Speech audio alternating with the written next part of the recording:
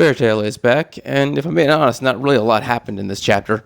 We start off with an update on where everyone's at with one of Mashima's maps. I think the main reason why this map was created was to explain that Natsu, Bestia, and Igna are all in Bestia's alternate dimension that she created. Because we basically knew where everyone else was at. I mean, there's only 3 locations. The dragon in the cave, everyone fighting on Alderaan, and Team Natsu that were on their way to fight the dragons in the cave. Which is why I said we were most likely given this map just so we were informed that Natsu is currently in an alternate dimension.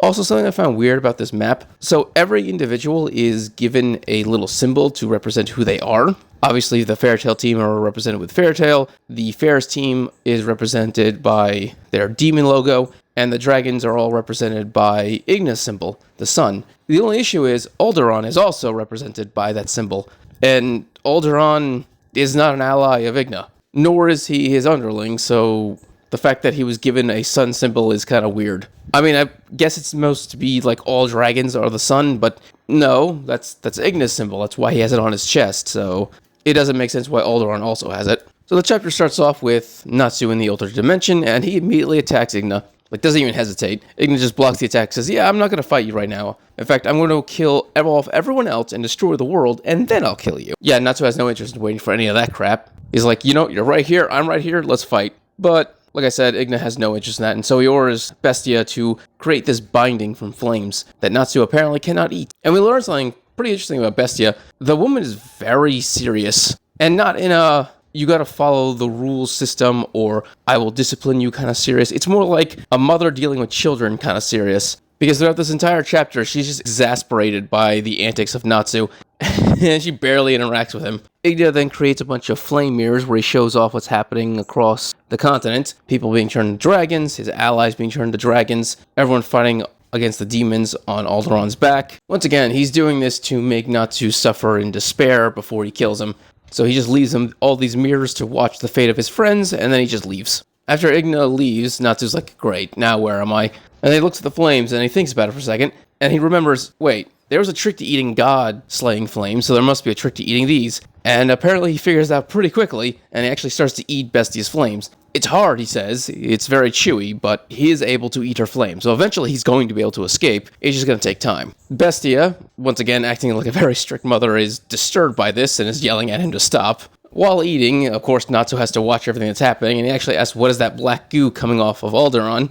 And Bestia does answer his question, explaining that it's the stuff that's being used to transform people into dragons, but she's more, once again, disturbed by his table manners. She doesn't like the fact that he's eating her flames in such a vulgar manner. Also, he's talking with his mouth full. I really do like the dynamic that these two have already. Natsu then notices the fight between Gaia and Elfman is really heating up, and so we end up skipping over to their fight. And once again, we have like half a chapter fight. Like, it is literally 7 pages. It is just starts and ends so quickly. Basically, Gaia and Elfman discuss love. Elfman talks about how he loves his sisters, and he imagines Evergreen, but he doesn't actually say it. He says he loves his entire guild. Honestly, out of all of the relationships besides Levy and Gajiel, I expected Elfman and Evergreen to already be dating. Literally, the Thunder Legion talk about it all the time. They make fun of Evergreen about it all the time. It's basically the relationship that everyone knows is going to happen, but for some reason it hasn't happened yet. Anyway, Gaia explains his love is for his devotion to his master Ferris. And so in Ferris's name, he activates an ultimate move, Love Annihilation, which seems to be very similar to Jura's Trembling Fuji, where he just explodes the ground and everything around it is annihilated by rocks. Elfman is able to avoid this attack by transforming into a new beast form, probably his strongest ever, Sirius. This is a wolf man with wings, and with this massive speed boost of both being a wolf and having wings, he's able to dodge all of the rocks that are flying at him. And for some weird reason, I think it also has power over, like, light magic, because when he does his final blow against Gaia and defeats him, Gaia's also covered in smoke at the end of it, so he didn't just get clawed, he also got, like, blown up. It's really confusing. And we don't really get a proper explanation of what this monster's ability is, because apparently it's not a real thing. Like, Elfman's ability is Beast Soul, where he takes over the bodies of, well, beasts. Different monsters that exist all over the world. But apparently this is not one of them. He says he got this from his imagination. So I don't even understand how he did that. Like, did he learn Rusty Rose's magic? I'm confused on what the hell just happened. Like, how can he just create a beast soul from his imagination? That doesn't even make sense. That's not how his powers work.